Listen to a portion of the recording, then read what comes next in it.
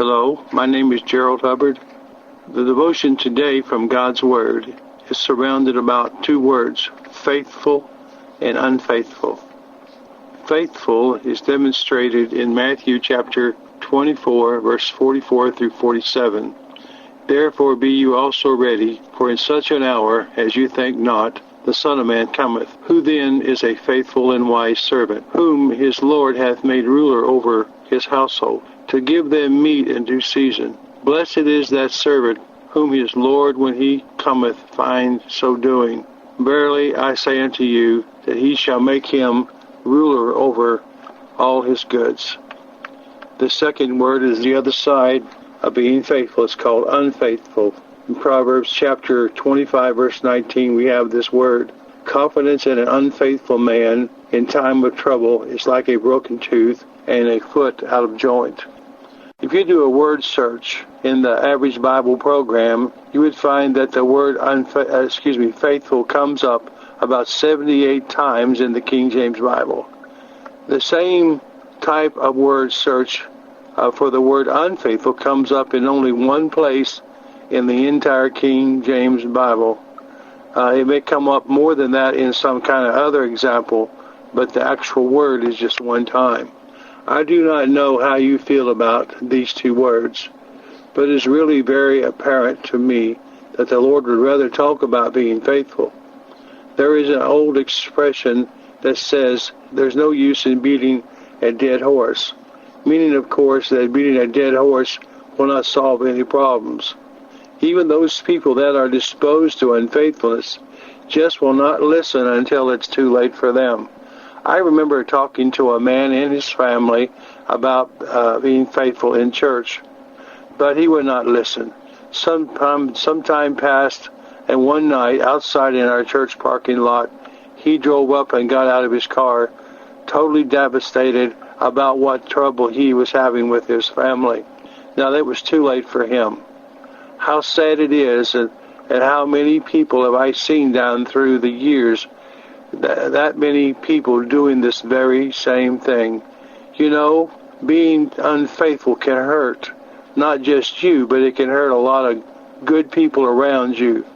Being unfaithful in marriage can hurt your spouse and your children and maybe even your grandchildren. Being unfaithful at work can hurt you and your family, your fellow workers, the company's product, and your company's customers. Being unfaithful in your church can hurt your Christian family and your pastor. Notice the effect that unfaithfulness had on the Apostle Paul in 2 Timothy chapter 4, verse 8 through 10. Hence there is laid up for me a crown of righteousness, which the Lord, the righteous judge, shall give me in that day, not to me only, but unto all them also that love his appearing. Do thy diligence to come shortly unto me. Now listen, for Demas has forsaken me, having loved this present world, and is departed into Thessalonica. The word there, having loved this present world, I did a search on that. It's the idea that Demas didn't want to take part in the persecutions and the problems coming upon the Apostle Paul. So rather than do that, he went into a more convenient lifestyle. How many times is this in churches and places I've been in that people would rather go and play church somewhere than to be a part of a church that's on the cutting edge trying to win souls for Jesus. Now, this type of unfaithfulness is very harmful to anyone who is dependent on us.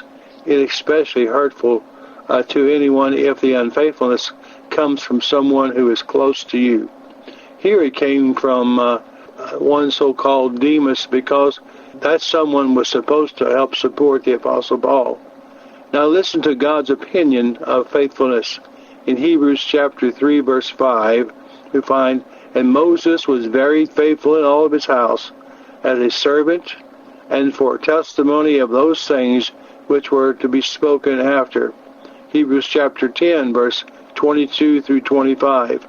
Now let us draw near with a true heart, in full assurance of faith, having our hearts sprinkled from an evil conscience and our bodies washed with pure water. Let us hold fast the profession of our faith without wavering, for he is faithful that promised.